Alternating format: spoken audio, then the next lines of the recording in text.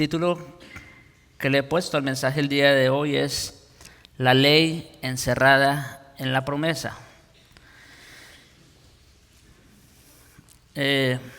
Hermanos, debo decir que este tema realmente ha sido muy edificante para mí. Yo mismo aprendí cosas,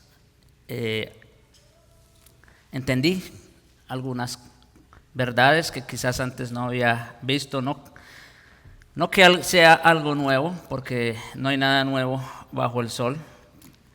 Ahí estaba, como lo vamos a ver, ahí ya está.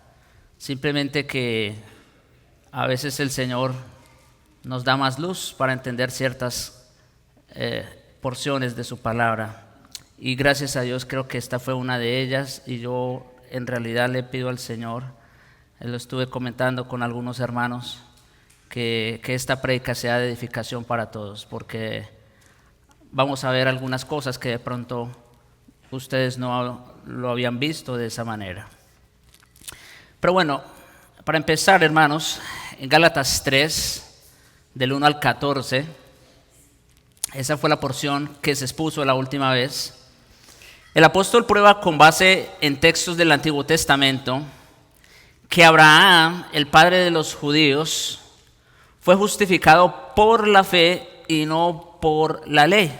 Ustedes recordarán, en aquella oportunidad vimos cómo el apóstol Pablo, a partir de el ejemplo de Abraham, él mismo llega a la conclusión de que la circuncisión no sirve para nada en cuanto a la justicia se refiere.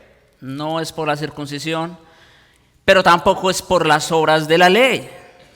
Tampoco es de esa manera, sino que es por la sola fe que estos hombres, y estoy hablando incluso bajo el antiguo pacto, fueron justificados.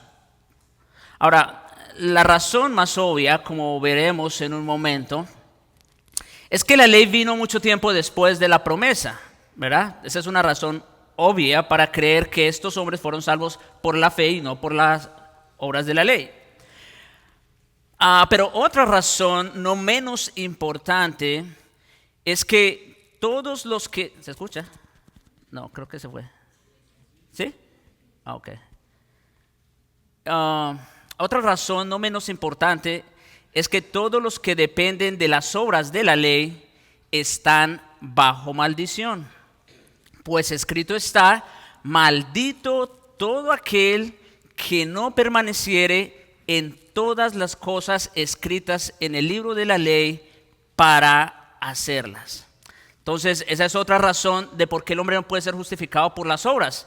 Es porque la ley nos deja a todos bajo maldición, nos deja sin excusa, y por eso nos deja bajo maldición.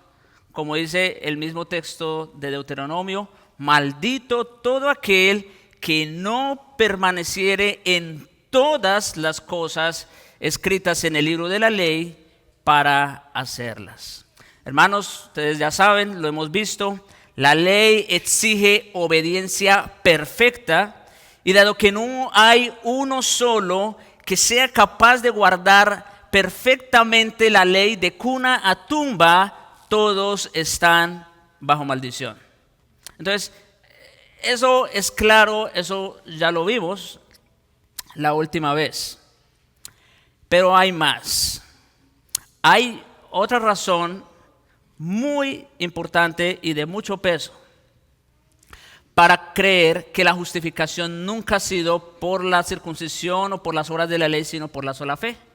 Como dice el versículo 11, y es que por la ley ninguno se justifica para con Dios, es evidente, porque el justo por la fe vivirá. O sea, que no solamente es que como no hay uno solo que pueda guardar toda la ley perfectamente, está bajo maldición, ¿verdad? Por eso no puede ser justificado. Es que además el método de Dios siempre ha sido la fe. Como dice en Habacuc: el justo por la fe vivirá. Ese siempre ha sido el método de Dios. La ley como sistema judicial, yo quiero que se entienda bien eso, la ley como sistema judicial nunca tuvo la intención de salvar. ¿Escucharon eso? Yo una vez me metí en problemas con algunos pastores allá en Colombia por afirmar esto, pero ahora estoy más convencido que nunca. La ley como sistema judicial nunca tuvo la intención de salvar o el poder de dar vida a aquellos que nacen espiritualmente. Acuérdense, la ley no tiene ese poder, no tiene esa prerrogativa de dar vida al que está muerto. Siempre la justicia fue un regalo divino por medio de la fe. De ahí que todos los demás creyentes, sean judíos o gentiles, de igual manera se salvan solo por fe, la cual se hace efectiva mediante Cristo, que pone sobre sí la maldición del pecado. ¿Sí? Esa maldición bajo la cual estábamos todos nosotros, Cristo la tomó sobre sí, como dice en el versículo 13, Cristo nos redimió de la maldición de la ley, hecho por nosotros maldición. Cristo lo hizo por nosotros, Cristo la cumplió por nosotros y Cristo sufrió el castigo por nosotros. Porque escrito está, maldito todo el que es colgado en un madero. Y como se dijo la vez pasada, no es que Cristo se hizo maldito por ir a la cruz, es que fue a la cruz porque fue un maldito, en el sentido de que cargó con nuestros pecados. Ahora, esto también a veces suena fuerte, ¿no? Y algunas personas se asustan. A los que no han escuchado la prédica anterior, les pido que la escuchen para que entiendan la terminología que estoy usando. Porque ahorita no tengo tiempo de explicar todo. Ya hablamos de eso en la prédica pasada, de por qué Cristo fue un maldito y en qué sentido. Ahora, el apóstol anticipa el argumento probable de que sus adversarios, los judaizantes, presentarían para contradecir lo que había acabado de demostrar. Él ya demostró otra vez que las obras de la ley, que no es por las obras de la ley que alguien puede ser justificado. Pero estos adversarios podrían decir, bueno, pero si concedemos que Abraham y sus descendientes vivieron antes del Sinaí, fueron salvados por la fe, ¿ok? Eso podemos aceptarlo. Es obvio entonces, dirían ellos, que tan pronto Dios dio la ley a Moisés, pues cambió la base sobre la cual se otorgaba la salvación. ¿Se dan cuenta su lógica, su razonamiento? Bueno, concedemos que antes de la ley fue de esa manera, pero una vez Dios dio la ley, entonces ahora tiene que ser de esta manera. Esa era su creencia y esa era su afirmación. Con la ley, continuarían ellos, con la ley se hizo un nuevo pacto y se estableció un nuevo medio de salvación.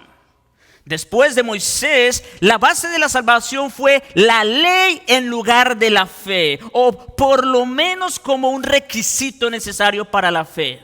Si bien algunos concedían el hecho de que la fe era necesaria, no había que olvidarse de las obras de la ley tampoco. El pacto con Moisés, continuarían diciendo, anuló y suplantó el pacto con Abraham. ¿Oyeron eso? Esa es la lógica que llevan. El pacto con Moisés anuló y suplantó el pacto con Abraham, el cual fue una medida temporal tomada por Dios hasta que Él diera a Moisés el pacto más perfecto y completo de la ley. Abraham y los demás que vivieron antes de la ley fueron salvados por fe. Está bien, solo porque no tenían ley. ¿O por qué otra razón habría dado Dios el pacto mosaico de la ley después? Esa era la lógica del argumento de los judaizantes. Y es similar a la lógica de muchos hoy día, lamentablemente. Ese es el argumento hipotético, hermanos, que Pablo anticipa en esta diatriba y al cual responde precisamente en los versículos 15 al 29, que es nuestro texto de estudio. El meollo de su respuesta, esto es como un resumen, el meollo de su respuesta a esta inquietud de los judaizantes consiste en mostrar, hermanos, que el pacto con Abraham fue un pacto inicial, fundacional y preparatorio. Si Dios quiere, y estaba hablando con el hermano Dani, esta prédica va a servir muchísimo para entender lo que vamos a ver en el pacto abrahámico en la escuela dominical. Es vital. El pacto con Abraham, hermanos, fue un pacto inicial, fundacional y preparatorio de incondicionales promesas divinas que se apoyaba por completo en la fidelidad de Dios. Eso es en términos generales el pacto abrahámico. Mientras que el pacto con Moisés fue un pacto condicional de leyes para gobernar y proteger al pueblo del pacto que se apoyaba en la fidelidad del hombre para su cumplimiento. ¿Se dan cuenta, hermanos, del orden y de la lógica de Dios, distinta a la de los judaizantes? Los judaizantes decían, si el pacto mosaico vino después, entonces eso quiere decir que anuló el pacto abrahámico. Pero la lógica de Dios es distinta. Es que Dios, para proteger su promesa, entregó la ley. Eso es completamente distinto. Esa es otra perspectiva completamente distinta. Dios le dijo a Abraham, haré. Se basaba en la fidelidad de Dios. Por medio de Moisés dijo al hombre, harás. En ese sentido, como vamos a ver, el pacto abrahámico era un pacto de gracia. No era el pacto de la gracia, sino era un pacto de gracia, como el pacto con Noé. Y el pacto mosaico viene a ser un pacto de obras. No es el pacto de las obras, como fue Adán, pero es un pacto de obras, en otro sentido. Porque dependía del cumplimiento del hombre. La promesa, hermanos, que se fundamenta en la gracia, solo requiere del hombre fe sincera. Eso es todo lo que se necesita para ser heredero de la promesa, la fe. La ley, que está basada en las obras, demanda obediencia perfecta. Sin embargo, la promesa dio inicio a una religión que dependía de Dios. Y ahí es donde se perdieron otra vez los judíos. La promesa dio inicio a una religión que dependía completamente de Dios. Y la ley que vino 430 años después no lo abroga para invalidar la promesa. Porque si la herencia es por la ley, ya no es por la promesa. Una de dos, no pueden ser las dos. Si la herencia es por la ley, entonces ya no es por la promesa. Y en ese sentido los judaizantes tendrían razón. Pero Dios la concedió a Abraham ¿cómo? Mediante la promesa. Así, en respuesta a los judaizantes, hermanos, el apóstol muestra primero la inferioridad de la ley, segundo, el tiempo de la ley, tercero, el propósito de la ley y por último, la liberación de la ley. Hermanos, de verdad les pido, les recomiendo, les sugiero, vuelvan a escuchar esta prédica porque hay mucha información y como les digo, seguramente algunas de las cosas que se van a decir no las habían escuchado antes o son nuevas para algunos de ustedes. En primer lugar, entonces, hablemos de la inferioridad de la ley, que es la sujeción a la promesa. Versículos 15 al 16. Hermanos, hablo en términos humanos. Un pacto, aunque sea de hombre, una vez ratificado, nadie lo invalida ni lo añade. Ahora bien, a Abraham fueron hechas las promesas y a su simiente. No dice y a las simientes como si hablase de muchos, sino como de uno y a tu simiente, la cual es Cristo. Hermanos, hasta los seres humanos consideran todos sus pactos inviolables y no enmendables. Por eso dice, un pacto, aunque sea de hombre, una vez ratificado, ¿qué dice? Nadie lo invalida ni le añade. Una vez ratificado. Eso le da seriedad a las cosas, ¿no es cierto? Por eso existen los contratos por escrito, para tener las pruebas de los acuerdos a los que se llegan, ¿no? Para que ya al final alguno de los dos se vaya a echar para atrás. No. Esto fue lo que acordamos y está firmado. Notariado en muchos casos, etcétera, etcétera. Una vez, entonces, ratificado, todo pacto es irrevocable e inmutable. Cuando Dios hizo el pacto con Abraham, hermanos, cuyo nombre en aquel entonces era Abraham, Él le prometió lo siguiente, en Génesis 15, 1 y 4 al 7. Dice, yo soy tu escudo y tu galardón será sobremanera grande. Versículo 4. No, porque Abraham, sí, en ese momento todavía era Abraham, estaba preocupado por lo que Dios le prometió en Génesis 12 sobre un heredero. Y entonces en el capítulo 15, la segunda vez que Dios se le aparece, Abraham está preocupado porque pues él todavía no ha tenido hijos. Y entonces ya han pasado como 10 años y dice, mira, y el único que tengo es el mayordomo, el damaseno este. Y mira lo que Dios le dice. No te heredará su mayordomo Eliezer, sino un hijo tuyo será el que te heredará. Y lo llevó fuera y le dijo, mira ahora los cielos y cuenta las estrellas si las puedes contar. Y le dijo, así será tu descendencia. Abraham llegó con una duda, no tenía hijo, una duda válida, por supuesto, no tenía hijo, no tenía heredero, y Dios le dice, mira los cielos, cuenta las estrellas si puedes, así será tu descendencia. ¿Y qué pasó? Y creyó a Jehová y le fue contado por justicia. Nada más sucedió. Le creyó a Dios y ¿qué? Fue justificado. Y le dijo, yo soy Jehová que te saqué de Ur de los Caldeos para darte a heredar esta tierra. Hermanos, tan pronto Abraham le preguntó en el versículo 8, Señor Jehová, o sea, esto viene después de lo que le acaba de prometer.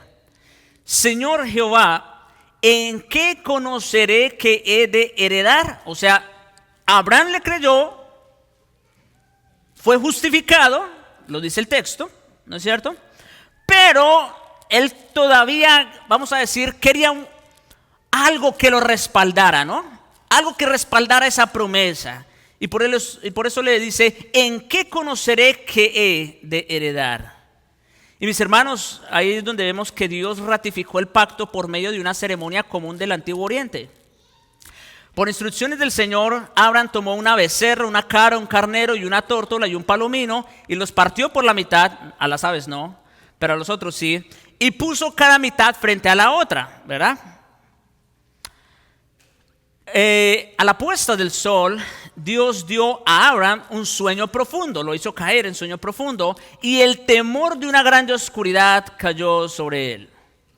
Tras asegurar otra vez sus promesas a Abraham, o sea, ya le había recordado la promesa, versículos atrás, y aquí, en medio de ese sueño profundo, vuelve Dios a recordarle las promesas. Y tras hacer eso, el Señor confirmó el pacto de una forma simbólica, con un horno humeando y una antorcha de fuego que pasaba entre los animales divididos. ¿Qué significa eso? Bueno, según se acostumbraba, las dos partes del pacto tenían que caminar entre los animales sacrificados, cuya sangre era el símbolo de la rectificación del acuerdo. Noten la seriedad de los pactos en el Antiguo Oriente. Las dos personas que estaban haciendo el trato tenían que pasar entre los animales, con eso dando a entender que cualquiera de los dos que incumpliera con su parte, le tenía que suceder lo de esos animales. Ese era el símbolo de la sangre. No obstante, hermanos, en este caso, Dios fue el único que pasó entre los animales para indicar que el pacto, aunque incluía promesas a Abraham y sus descendientes, fue establecido por Dios consigo mismo. Note, ¿a quién se le dio la promesa? A Abraham y su descendencia. Ahora, ¿el pacto con quién fue? Con Dios mismo. Dios hizo pacto consigo mismo. ¿Lo ven? Él fue el único que pasó entre los animales partidos. El pacto fue unilateral y del todo incondicional. Por eso es un pacto de gracia. Porque todas las obligaciones le correspondían a Dios. ¿Lo ven? Por lo tanto, argumentó Pablo, si un pacto de hombre, al ser ratificado, nadie lo invalida ni le añade, ¿cuánto menos se anulará o modificará un pacto que Dios hace con él mismo? ¿Lo ven? Por eso el autor de Hebreos, de alguna manera tratando de reforzar esta idea, habla de dos cosas por las cuales Dios, quien es inmutable, es imposible que mienta. Una, porque Él da la promesa, o en este caso específico porque está hablando también del pacto abrahámico allá. Dice, una, porque dio la promesa. Sea Dios veraz y todo hombre mentiroso. Dios no necesitaba hacer ningún pacto para hacer su promesa válida. Pero no, otra, Él se comprometió consigo mismo. Él hizo un juramento consigo mismo de que lo iba a cumplir. Y eso para darnos más seguridad a nosotros. Entonces, el pacto de Dios con Moisés no anuló ni enmendó su pacto con Abraham, porque Dios había hecho permanente e inmutable el pacto anterior. ¿Sí? Además, el pacto de la promesa, hermanos, fue superior al pacto de la ley porque está centrado en Cristo. Esto es importante. El pacto de la promesa fue superior al de la ley porque está centrado en Cristo. La inmutabilidad del pacto involucra la fe. El pacto, más bien, la inmutabilidad del pacto que involucra la fe se debe a la relación directa que tenía con el pacto último y definitivo que se estableció con su Hijo Jesucristo. Hay una relación directa entre el pacto abrahámico y el nuevo pacto, es lo que está diciendo Pablo. Hay una relación directa entre esos dos pactos. El pacto de la ley entonces no interrumpió ni modificó el pacto anterior de la promesa, porque el primer pacto no solo fue inviolable y permanente en sí mismo, sino que también fue inseparable del pacto supremo de Dios, su nuevo pacto con el Mesías Cristo. Por eso el pacto mosaico no podía interrumpir el otro.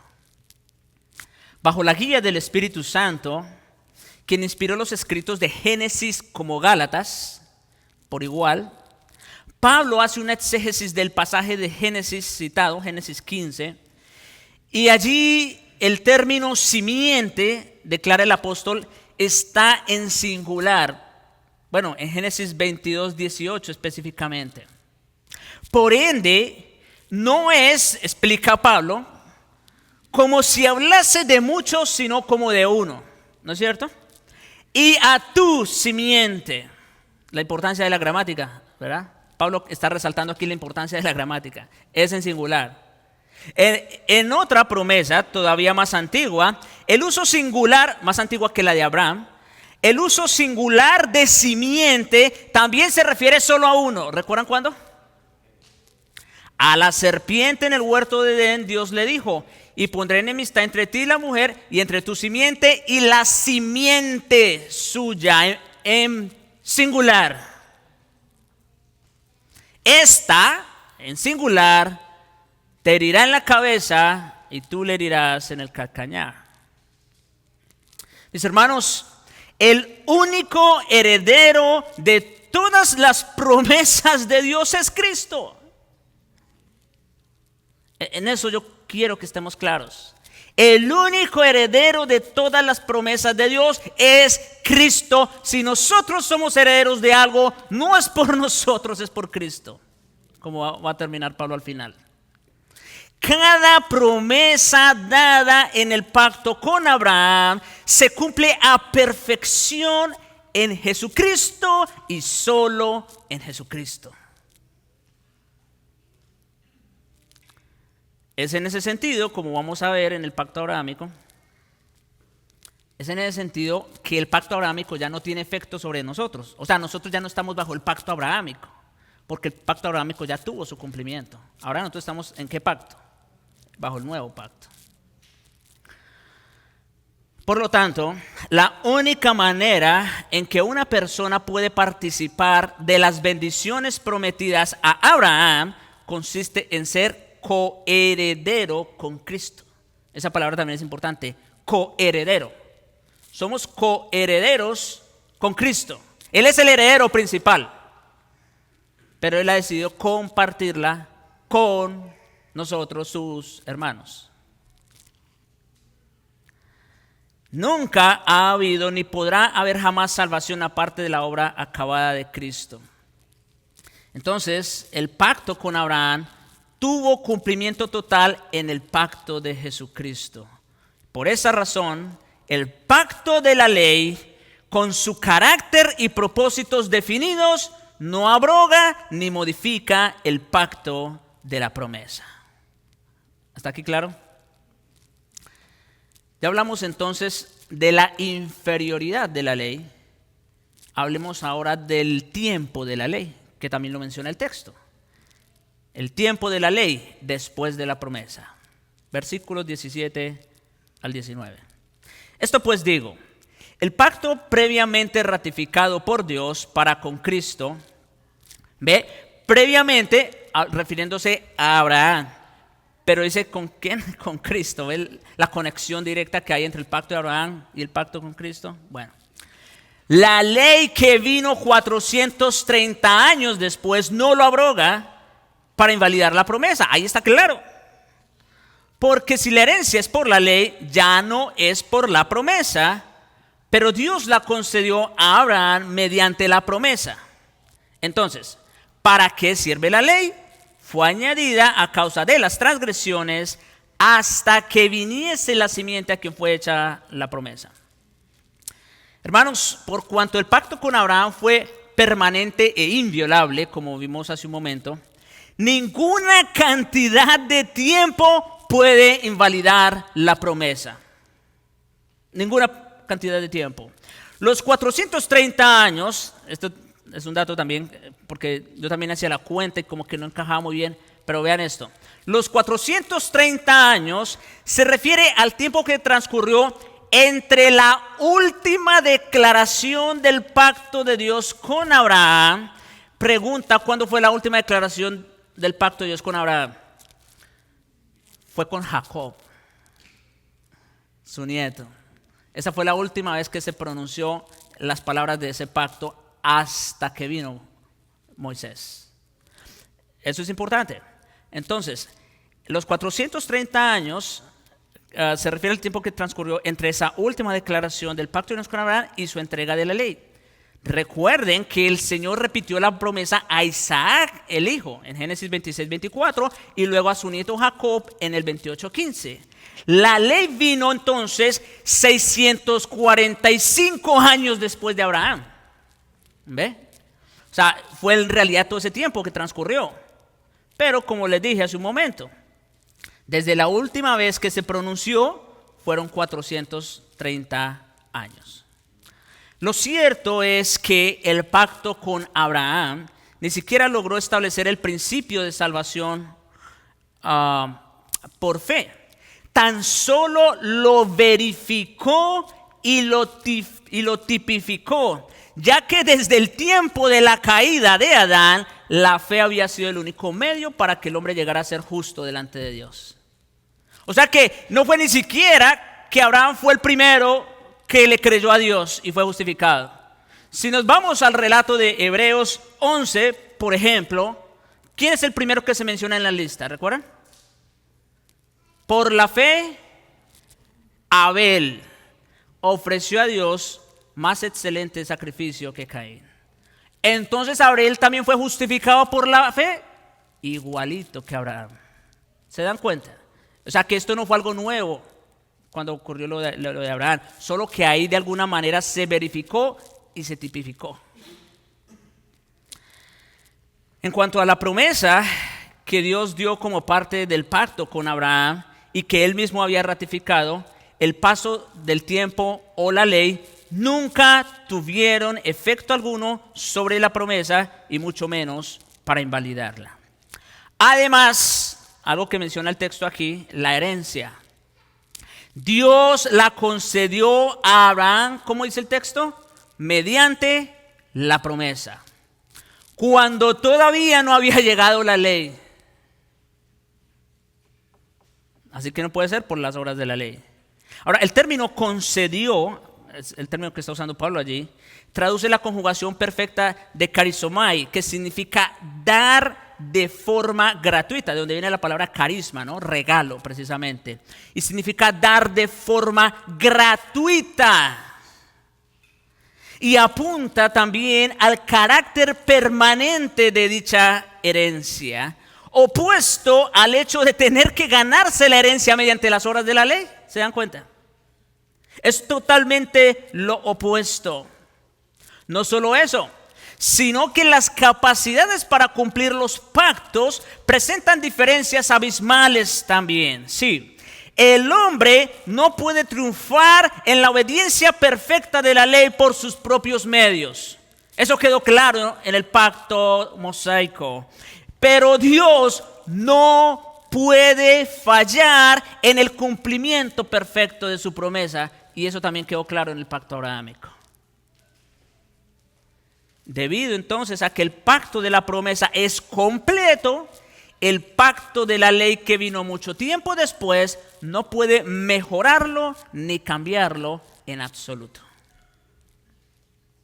¿Claro? Hemos visto entonces la inferioridad de la ley, hemos visto el tiempo de la ley y ahora hablemos del propósito de la ley. Hermanos, yo espero alcanzar a cumplir con el tiempo. El propósito de la ley: gobernar y proteger al pueblo de la promesa. Tomen nota, hermanos. El propósito de la ley: gobernar y proteger al pueblo de la promesa. Versículos 19 al 24. Entonces, ¿para qué sirve la ley?, pregunta el judaizante. Fue añadida, responde Pablo, a causa de las transgresiones, hasta que viniese la simiente a quien fue hecha la promesa y fue ordenada por medio de ángeles en manos de un mediador. El mediador no es de uno solo, pero Dios es uno. Luego, ¿la ley es contraria a las promesas de Dios? Otra pregunta. En ninguna manera, porque si la ley dada pudiera vivificar, la justicia fuera verdaderamente por la ley. Mas la Escritura lo encerró todo bajo pecado, para que la promesa que es por la fe en Jesucristo fuese dada a los creyentes. Pero antes que viniese la fe, estábamos confinados bajo la ley, encerrados para aquella fe que iba a ser revelada, de manera que la ley ha sido nuestro ayo para llevarnos a Cristo, a fin de que fuésemos justificados por la fe. Este es como se puede decir, el clímax de esta prédica, hermanos. Pongan mucha atención, despierten. A la luz del argumento convincente de Pablo, hermanos, hasta este punto, bueno, ustedes ya han escuchado lo que hemos dicho hasta ahora, más lo que se dijo en la prédica anterior.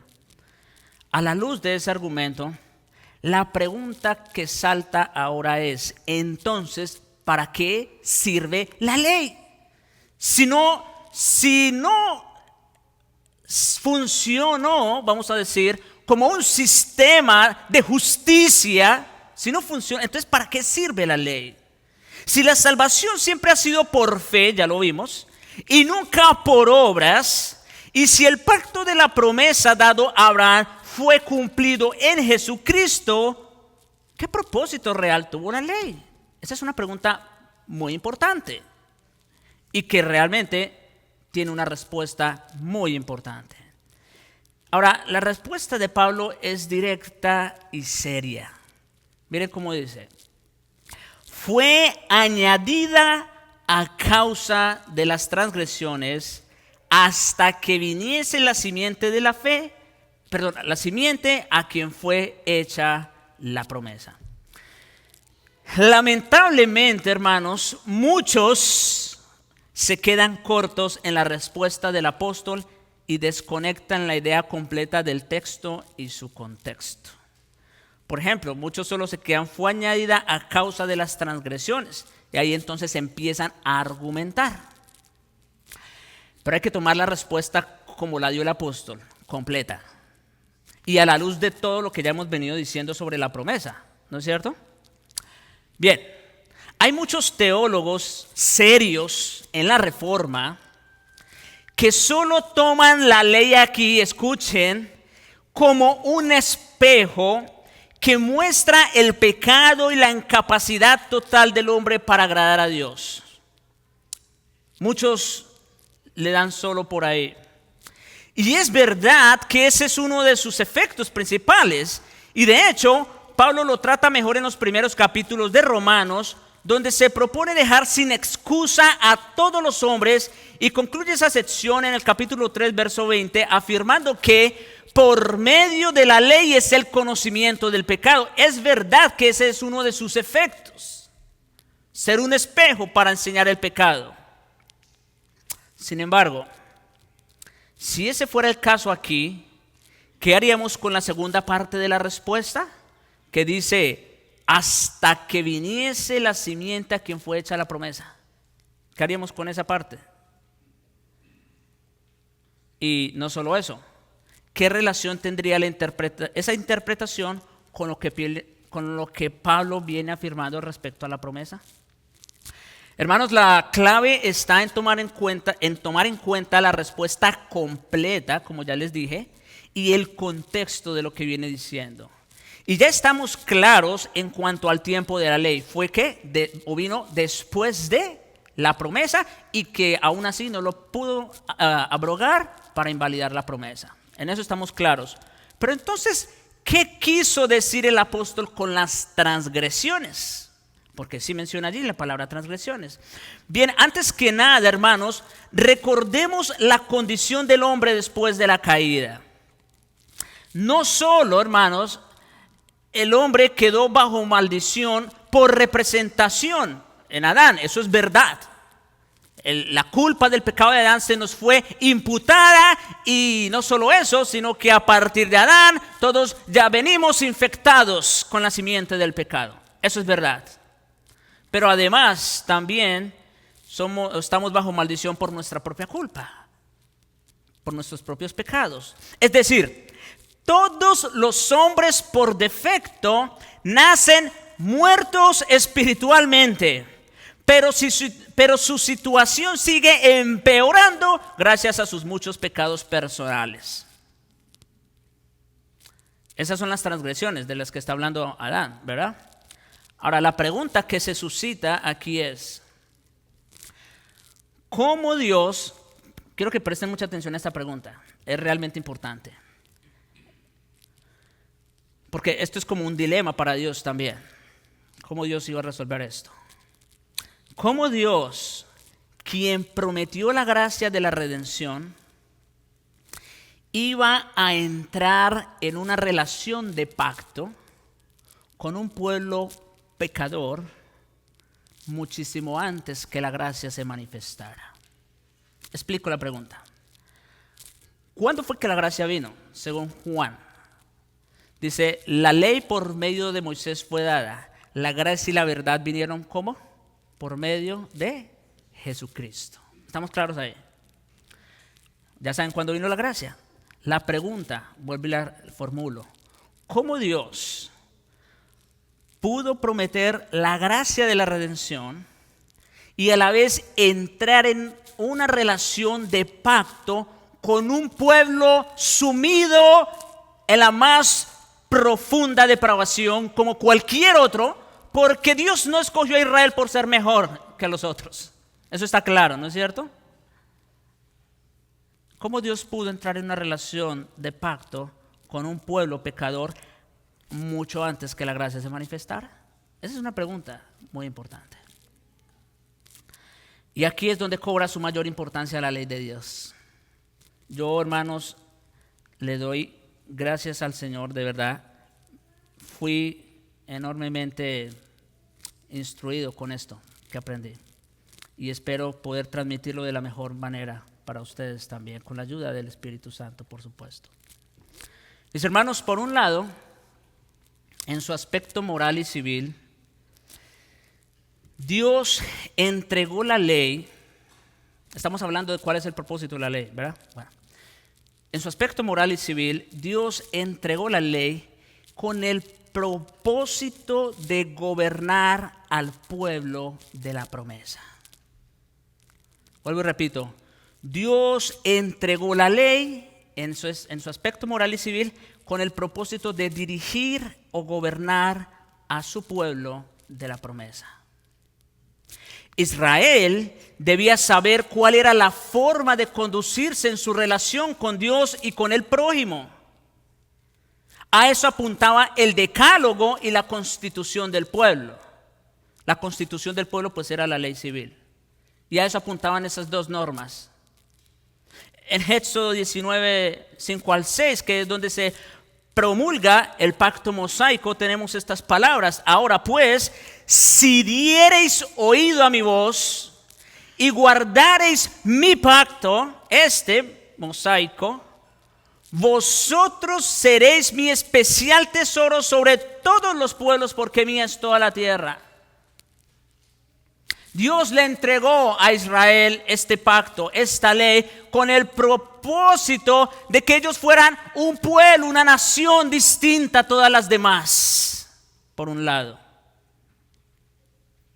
Y vosotros, sigue diciendo, me seréis un reino de sacerdotes y gente santa.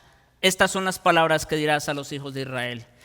De esta forma, a pesar del pecado latente, porque Israel, obviamente, como cualquier hombre, iba a seguir pecando, pero de esa forma y con esa ley, Dios se aseguraría que su pueblo del pacto no cayera tan bajo como las demás naciones. ¿Se dan cuenta? Israel estaba en sus manos. Y para eso Dios le entregó esa ley, para de esa forma gobernarlo y dirigirlo. Pero hay más.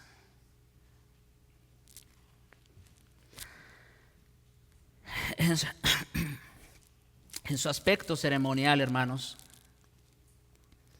Dios entregó la ley con el propósito de proteger al pueblo de la promesa.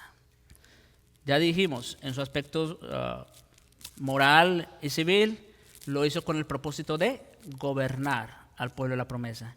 En su aspecto ceremonial, con el propósito de proteger al pueblo de la promesa. ¿Cómo así? Bueno, sí. Israel tenía la ley moral y civil como ningún otro pueblo. Ellos eran los únicos que conocían eso. Pero seguían pecando. La ley, ustedes saben, exige obediencia perfecta. Y dado que no estaban capacitados para guardar perfectamente las demandas de la ley, eso los ponía en riesgo delante del Dios Santo, que se aira contra el pecado y el pecador todos los días. ¿Se dan cuenta? Dios les entrega una ley para que ellos vivan conforme a ella y sean diferentes a las demás naciones. ¿Qué pasaba? Israel muchas veces fracasaba, como nosotros hasta el sol de hoy. Eso no es nuevo. Entonces, de esa forma, Dios proveyó una ley que los protegiera. En otras palabras, que los protegiera de sí mismo, de su propia ira. ¿Se dan cuenta? Dios, en su gran amor, proveyó un sistema de sacrificios y ordenanzas para que toda vez que el pueblo pecara, hubiera remisión y la ira de Dios no cayera sobre ellos para destrucción. Para eso fue la ley ceremonial. Dice en Levítico 4, versículos 20 al 21. Y hará de aquel becerro como hizo con el becerro de la expiación, el de la expiación personal, en el caso del sacerdote. Lo mismo hará de él. Así hará el sacerdote expiación por ellos. Y noten lo que dice. Y obtendrán perdón. Wow. Eso es gracia. Eso es misericordia. Dios les entregó a ellos una ley ceremonial para protegerlos a ellos mismos de su propia ira por causa del pecado. Y sacarán el becerro fuera del campamento y lo quemarán como quemó el primer becerro. Expiación es por la congregación. De esta forma, Dios podía sostener su relación pactual con el pueblo de la promesa. Entonces, hermanos, Dios les entrega una ley moral y civil para que ellos vivieran a la luz de eso y fueran diferentes a las otras naciones. Obviamente ellos en su pecado, ¿verdad? Muchas veces fracasaban y entonces Dios les dice, pues aquí está la otra. De esa forma yo me aseguro de seguir sosteniendo una relación de pacto con el pueblo de la promesa.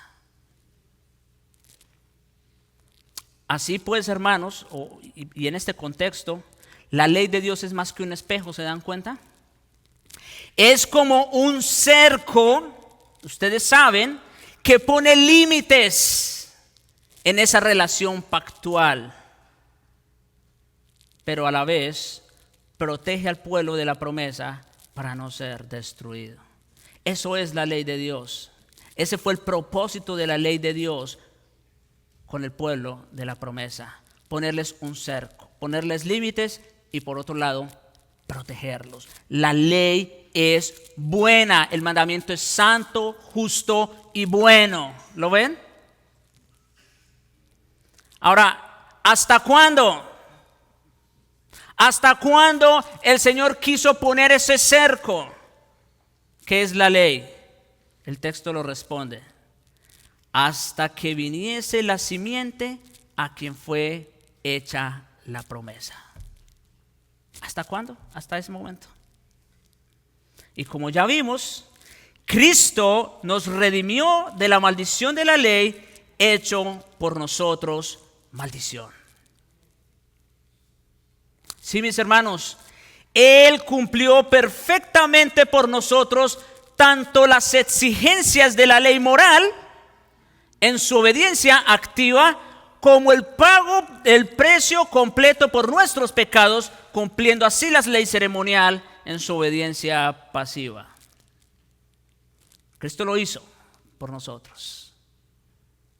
Cristo lo hizo por nosotros, completito, completito. Si Cristo no guardó la ley moral por mí, entonces yo soy digno de ir al infierno. ¿Estamos claros? Él lo guardó por mí. Y si Cristo no pagó hasta el último de mis pecados con su sangre, entonces también soy digno de ir al infierno. Claro.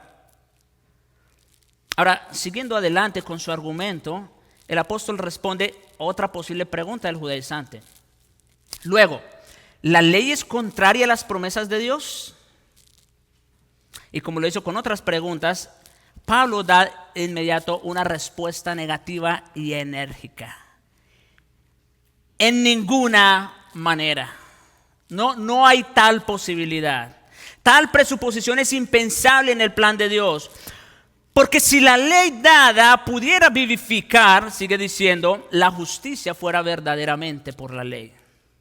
En otras palabras, la ley, hermanos, fue inferior porque no pudo salvar. Y como se dijo al principio, nunca ese fue su propósito, nunca esa fue su intención. La ley fue inferior porque no pudo salvar, fue incapaz de vivificar o impartir vida al pecador. No es solo que la ley no podía dar vida, porque el hombre está incapacitado para guardarla perfectamente, es que esa nunca fue su intención. Además, si lo hubiera podido hacer, oigan esto, si la ley hubiese podido dar vida a aquel que perfectamente la guardara, ¿saben qué? Habría sido contraria a las promesas de Dios. Si fuera así, pues entonces, ¿para qué promesa? Si alguien puede llegar al cielo guardando perfectamente la ley, si ese fuera el caso realmente, ¿para qué promesa? Entonces sería contraria a las promesas, porque habría suministrado un camino de salvación alternativo y contradictorio. Por eso, otra vez, la promesa y la ley son dos sistemas de justicia completamente opuestos. O es uno o es el otro. No pueden ser los dos. Y en ese caso, habría hecho de la muerte de Cristo algo trágico e innecesario. Lejos de tal idea, hermanos, la Escritura lo encerró todo bajo pecado para que la promesa que es por la fe en Jesucristo fuese dada a los creyentes. Aquí, hermanos, en este particular, el apóstol, sí, en respuesta a esa segunda pregunta, menciona un segundo propósito. Pero acuérdense cuál fue el primero. Gobernar, dirigir a Israel y proteger al pueblo de la promesa.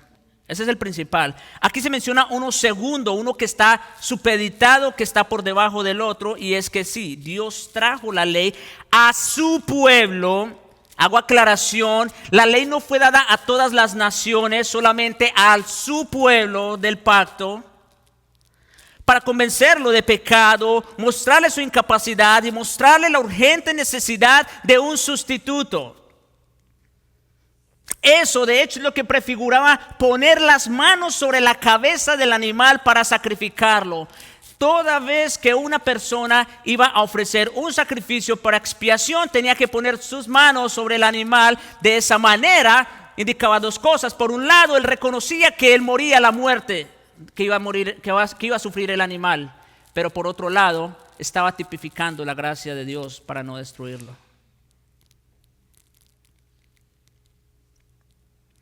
De esa manera, entonces, Dios seguía adelante con la promesa de un mejor y verdadero sustituto, que es por la fe en Jesucristo. Ahora, aquí una aclaración rápida. Bajo el nuevo pacto, es el Espíritu Santo. Ese fue el comentario que hice en la mañana. Es el Espíritu Santo el que convence de pecado, justicia y juicio. No la ley per se, como muchos enseñan, incluso en los púlpitos reformados. La ley por sí misma no tiene el poder de dar vida. La ley por sí misma no tiene el poder de convencer a una persona. Si ustedes van y le predican la ley a alguien, esa persona va a quedar igual y se va a enojar con usted por decirle que es un asesino, un adúltero, un blasfemo, etcétera, etcétera. La ley por sí misma no tiene ese poder. Es el Espíritu Santo que lo hace, claro, haciendo uso de la ley, ¿verdad? Pero es el Espíritu el que lo hace. Y en ese sentido, hermanos, la ley funciona como espejo solo para los creyentes, no para los incrédulos. Porque cuando nosotros nos miramos frente al espejo de la ley, nosotros sí nos convencemos de pecado. ¿Por qué? Porque el Espíritu de Dios mora en nosotros. Pero en el incrédulo no funciona. Ahora Pablo retoma la idea principal y sigue diciendo, pero antes que viniese la fe, estábamos confinados bajo la ley. Aquí la fe claramente es sinónimo de Jesucristo en el sentido de que Él es el cumplimiento pleno de la promesa. Así que cuando Pablo menciona antes que viniese la fe, se está refiriendo a esa revelación, a Jesucristo. Y lo que dice es que mientras vivieron en el tiempo de la promesa, estaban confinados bajo la ley en el sentido de ser gobernados y protegidos por ella como guía y tutor, ¿sí? Israel necesitaba esa ley como guía y tutor porque ellos, para empezar, no tenían la revelación completa y por otro lado la promesa tampoco se había cumplido. Ellos necesitaban un guía y un tutor y esa era la ley. Y en ese sentido estaban confinados bajo la ley, encerrados o reservados, mire cómo dice, para aquella fe que iba a ser revelada. ¿Lo ven?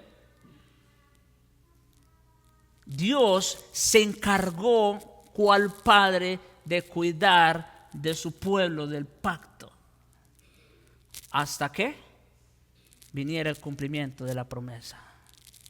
¿Y lo hizo cómo? Dándoles una ley para gobernarlos y protegerlos. Así Dios se encargó de llevar adelante su plan redentor con el pueblo de la promesa. Es por eso que Pablo puede afirmar de manera que la ley, un texto tan mencionado pero tan mal interpretado muchas veces, de manera que la ley ha sido nuestro ayo para llevarnos a Cristo, a fin de que fuésemos justificados por la fe. Esa palabra ayo viene del griego paidagogos. Y mis hermanos, lamentablemente se ha mal traducido esta palabra.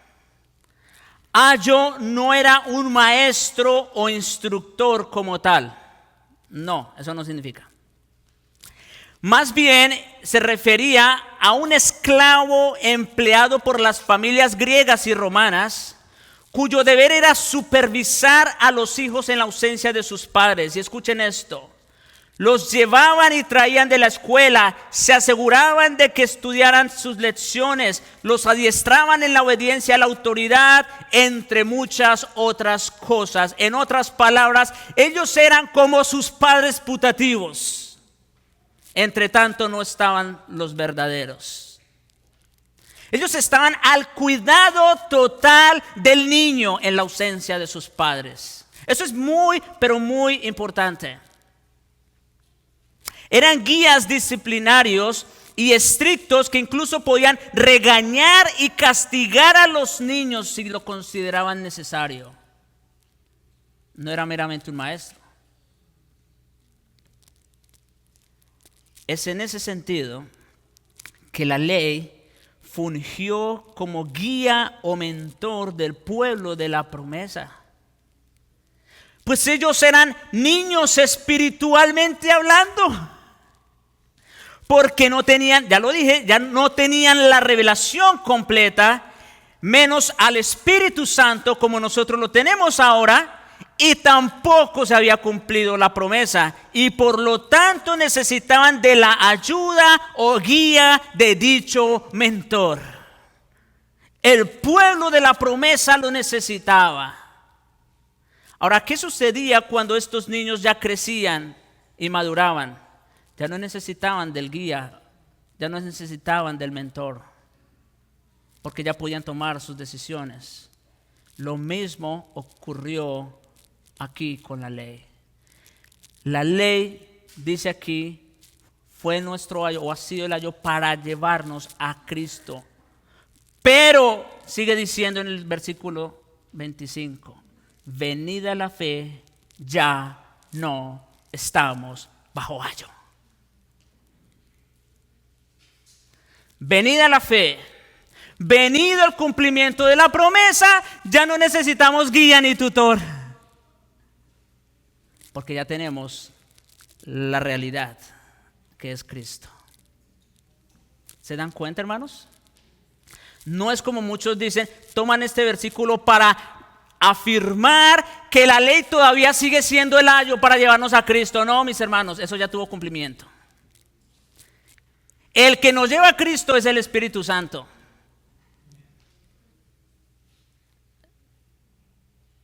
Haciendo uso de la ley, sí, pero es el Espíritu, no la ley en sí mismo. Ya tuvo su cumplimiento. Y esto nos lleva entonces a nuestro cuarto y más breve encabezado. Voy a tratar de ser más breve. Y es la liberación de la ley. Ya hablamos de la inferioridad de la ley, del tiempo de la ley, del propósito de la ley. Y ahora hablemos de la liberación de la ley, que es el cumplimiento de la promesa. Versículos 25 al 29. Pero venida la fe, ya no estamos bajo ayo, pues todos sois hijos de Dios por la fe en Cristo Jesús. Porque todos los que habéis sido bautizados en Cristo, de Cristo estáis revestidos. Ya no hay judío ni griego, ya no hay esclavo ni libre, ya no hay varón ni mujer, porque todos vosotros sois uno en Cristo Jesús. Y si vosotros sois de Cristo, ciertamente el linaje de Abraham sois y herederos según la promesa. Por definición, en realidad este punto es muy breve. Por definición, una herencia no se gana, tan solo se recibe. ¿Qué tienen que hacer los hijos para heredar lo de los padres? Simplemente ser hijos, punto. Se recibe. Siempre ha sido así. Dios lo estableció así. Se recibe por la fe. Trabajar, oigan esto, ¿hasta dónde puede llegar la insensatez del hombre? Trabajar para ganarse lo que ya es de uno es insensato e innecesario. Los hijos no tienen que trabajar, tranquilos, sus padres lo están haciendo por ustedes. Bueno, sus padres también los van a enseñar, ¿verdad? Para que sepan cómo administrar, etcétera, etcétera. Pero, hermanos, esto tiene todo el sentido. Trabajar para ganarse lo que ya uno tiene garantizado es insensato e innecesario. Tratar de ganarse la herencia que Dios promete a través de la fe en su Hijo es mucho peor que insensato. Por eso no hay perdón para tal persona. Por eso es un evangelio maldito, como lo dijo Pablo ya. Eso sí es vivir bajo una maldición. Añadir obras de la ley a la fe en la promesa de Dios equivale a desechar la gracia de Dios y hacer que Cristo muriera en vano, como dice en el 2:21. En este sentido, o es en este sentido, que la ley fue un ayo para traernos a Cristo. La ley era como un guía personal, pero temporal del pueblo del pacto, hasta que viniese la simiente a quien fue hecha la promesa. Hasta entonces, la ley fue el tutor del pueblo, pero venida la fe, ya no estamos bajo ayo, ya la ley cumplió su propósito. Ya no estamos bajo la ley, ahora estamos bajo la gracia. Eso por supuesto no es ningún pase, ningún permiso para seguir en el pecado, pero eso es otro tema, ¿verdad? Pero ya no estamos bajo la ley. Ahora, todos sois hijos de Dios por la fe en Cristo Jesús, sigue diciendo Pablo, donde ya no hay judío ni griego. Y no te dice todos, aquí ya lo incluye a todos, judíos y gentiles, ¿verdad? Y es por la fe. Donde ya no hay esclavo, donde ya no hay judío ni griego, no hay esclavo ni libre, no hay varón ni mujer, porque todos vosotros sois uno en Cristo Jesús.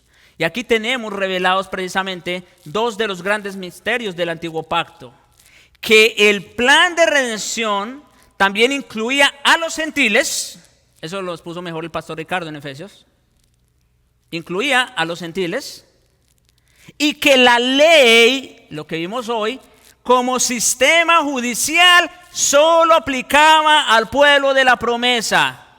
una vez se le da pleno cumplimiento, ya no tiene potestad sobre los hijos de la fe en Cristo. Ya no estamos bajo ese ayo. Ahora estamos bajo el ayo de Cristo. Por eso el apóstol concluye diciendo: y si vosotros sois hijos de Cristo, ciertamente linajes de Abraham sois y herederos según la promesa. Si sois de Cristo. Las promesas de Abraham son nuestras, no por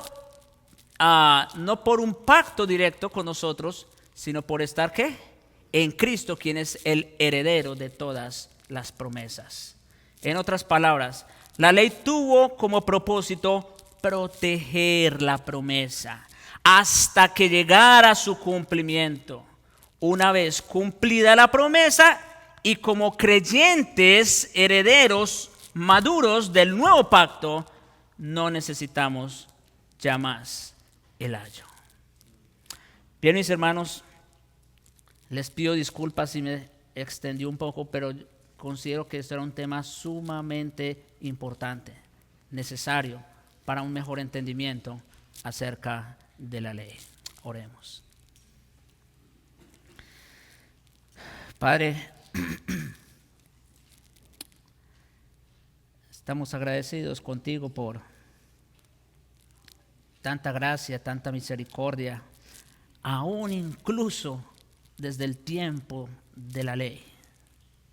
Cómo aún, Señor, proveíste la ley como un medio de gracia para proteger no solo al pueblo de la promesa, sino para proteger la promesa misma. Hasta que viniese, Señor, el cumplimiento de dicha promesa. Hasta que viniese la simiente a quien fue hecha la promesa, que es Cristo Jesús. Oh Señor, realmente mereces toda nuestra alabanza, nuestra adoración, y perdónanos por nuestra insuficiencia y perdónanos por nuestra ingratitud muchas veces. Y te rogamos que nos mantengas fieles en la fe, Señor, que es en Cristo Jesús. Puestos los ojos en Él, no necesitamos más. Lo tenemos a Él, lo tenemos todo. Si lo tenemos a Él, también somos herederos de estas promesas. Gracias te damos, Señor, y es en su nombre que oramos. Amén.